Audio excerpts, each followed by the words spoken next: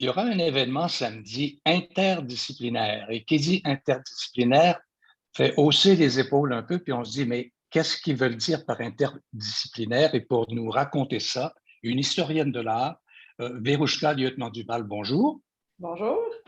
Et un sculpteur, Claude Miette. Bonjour, Claude. Bonjour, Winston. Alors, un événement qui a pour titre Concert sculpturel, s'il vous plaît. Claude? Ah, je laisserai la parole à Verouchka. Tiens, c'est.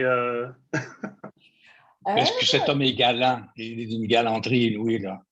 Alors, Verouchka, je vous écoute. On vous écoute. En fait, oui, Claude, c'est une galanterie, mais le titre, si vous voulez qu'on parle du choix du titre, là, c'est vraiment Claude qui pourra expliquer, puisque concert sculpturel, je pense que c'est de ton idée à toi, Claude. Mais moi, je peux vous parler en fait, de l'émergence de l'idée, d'où est partie cette idée de faire se rencontrer la sculpture et la musique contemporaine. Mais je ne sais pas, Claude, est-ce que tu veux parler du choix du titre ou… Ben, en fait, le titre, on a créé une espèce de néologisme avec le mot sculpturel parce que, entre autres, l'événement qu'on a fait l'été passé, qui est une première expérience au Jardin d'Aliénor Séguin, dans le cadre de mon exposition Ramification, on l'a inscrite, cette activité-là, dans les Journées de la culture. Et ça prenait un titre. Alors, un peu à la dernière minute, notre ami réalisateur, Régent Bourque, disait ben, écoute, on pourrait, au lieu de faire sculptural, qu'on connaît bien, on pourrait aller vers un autre terme qui serait sculpturel. Donc, on a vraiment fait une conjoncture là, entre le mot culture, culturel et bien sûr sculpturel, sculptural. Donc, mais concert. Des événements qui incluent la sculpture et la musique, il y en a déjà eu quelques-uns. Je pense à un groupe il y a quelques années qui s'appelait Tuyau, qui s'inventait, qui sculptait des instruments à partir desquels, bon, on montait un concert, on faisait un concert. Mais cette fois-ci, on va dans quelle direction? Est-ce qu'on joue sur des sculptures? Et si on joue sur des sculptures, on joue avec quoi? Et qu'est-ce que ça donne comme résonance?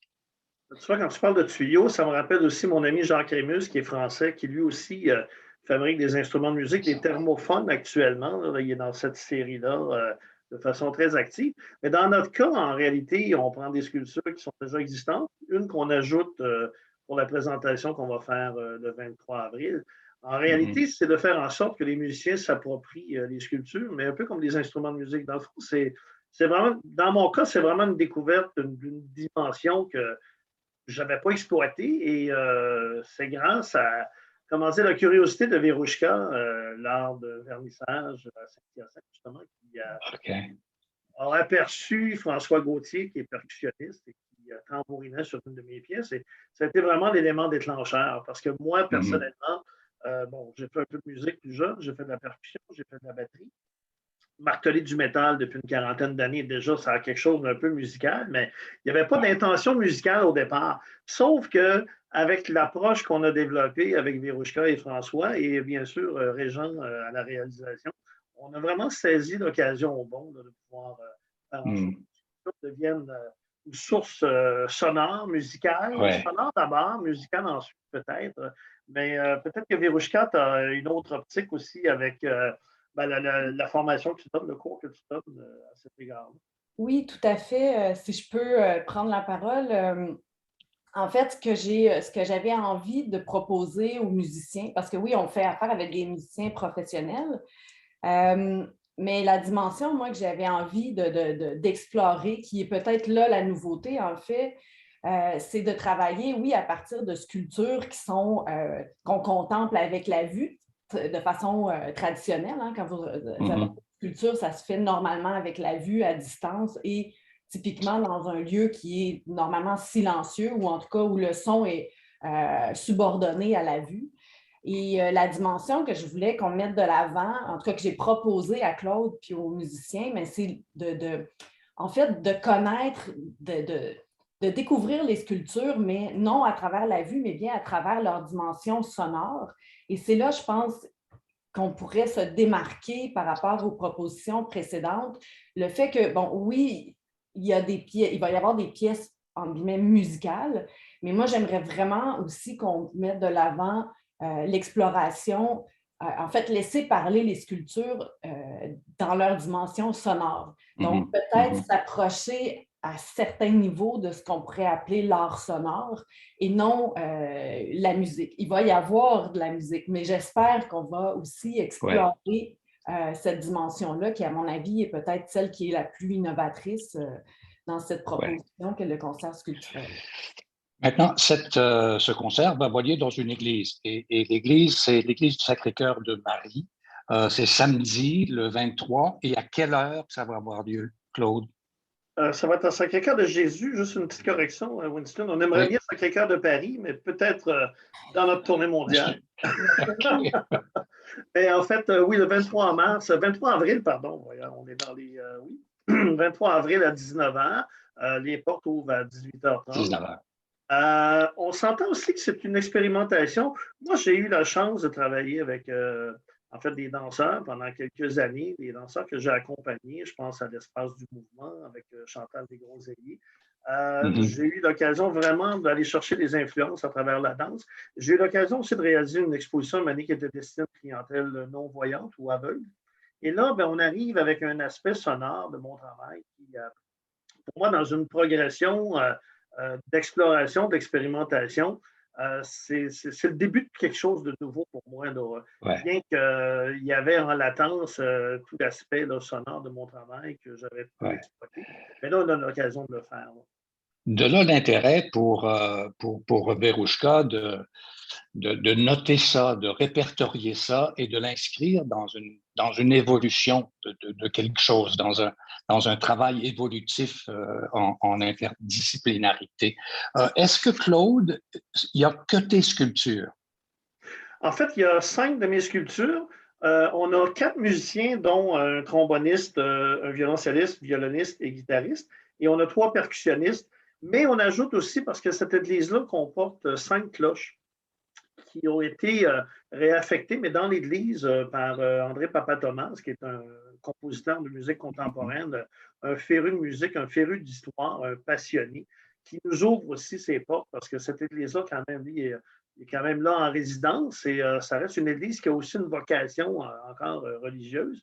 Mais on s'entend que dans un lieu de culte, on va passer aussi, puis on passe déjà dans un lieu de culture, dans un lieu culturel. Et les cloches vont être utilisées de façon accessoire, un peu comme mes sculptures. Mais j'entends encore Olivier Maranda qui nous disait, lors d'une rencontre qu'on a eue récemment, qui est un percussionniste, et qui nous disait les contraintes qu'on a avec l'Église aussi, avec la réverbération, avec l'écho, de l'entendre nous dire « mais cette Église-là joue très bien ». Alors, c'est l'Église aussi qui devient instrument. Ça va être assez particulier comme expérience parce qu'il y a des ondes de résonance dans l'Église où l'écho dure 9 secondes. C'est quand même pas rien. C'est quand que ça prenait de la NASA pour avoir un retour de la Lune, les premières fois. C'est intéressant parce que si on pense au stade olympique, le retour est de 3 secondes. Donc, si c'est 9 secondes à l'église en question, Sacré-Cœur de Jésus, il y a lieu de jouer et d'inscrire ça, même de l'écrire, cette musique-là.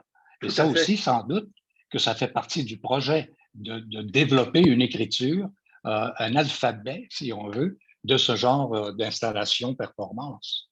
Ben, par l'aspect volumétrique de l'Église et ses matières réfractaires, si on peut dire, la réverbération qu'il y a là, effectivement, si on n'en tient pas compte, ça devient une cacophonie là, qui va être indescriptiblement terrible. On veut vraiment aller dans une harmonie. Oui. Verouchka? Claude, tu pourrais peut-être aussi nous parler de cette sculpture que tu as créée pour l'occasion, parce qu'on utilise des sculptures qui avaient été déjà fabriquées et Claude a créé une pièce suspendue expressément pour la performance.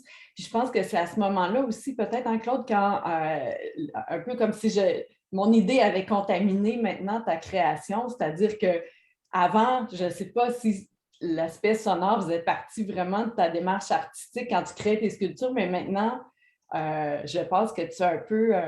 ta création est un peu contaminée à ce niveau-là. Tu perçois maintenant la sculpture d'un aspect différent. Alors, je ne sais pas, peut-être que ce serait intéressant d'en glisser un mot.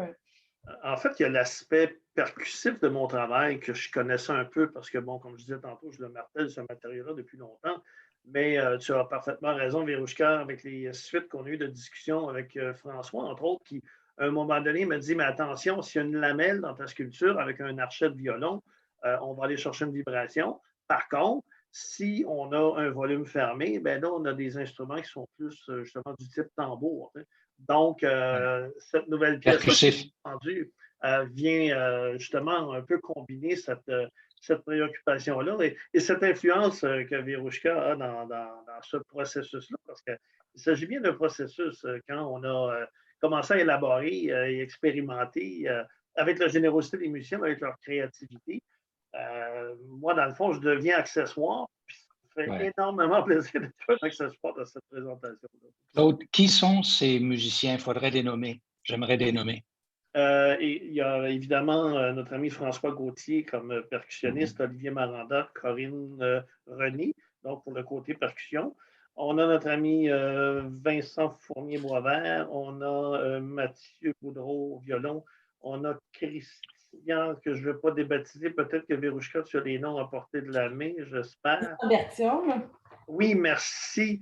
Et il m'en manque un, notre tromboniste Carl. Est-ce que tu l'as, Vérouchka? Étienne Lebel. Étienne Lebel, voilà. Puis, c'est ça, Vincent, juste pour préciser, Vincent, c'est le violoncelliste. Oui. En fait, eux font partie d'un groupe qui s'appelle Pando, donc ces 4 musiciens-là. Le bonheur de tout ça, c'est que la première rencontre qu'on a faite avec François Gauthier a déjà enseigné à Vincent. Moi, je connaissais le père, je connais le père de Vincent. Bref, c'était une série de rencontres, une espèce d'alignement de planètes, pour ne pas dire de tubulure sonore. Si on était dans les années 70, on pourrait dire un immense happening qui se déroule en plein cœur de Montréal, à l'église Sacré-Cœur de Jésus, et ça aura lieu samedi le 23 à 19h. Le temps nous presse un peu, nous pousse un peu dans le dos, Claude. Je vous souhaite, vous êtes une belle bande d'explorateurs et je souhaite que les gens abondent dans l'Église pour participer à cet événement qui a pour titre concert sculpturel. Claude, merci. Vérouchka, merci aussi. Et on se donne rendez-vous en fin de semaine. Merci Winston. On vous invite sur Eventbrite, concert sculpturel. Les billets sont presque gratuits, c'est 15 $. On vous attend nombreux. C'est donné. Merci Vérouchka. Merci. Bonne journée. À bientôt, merci.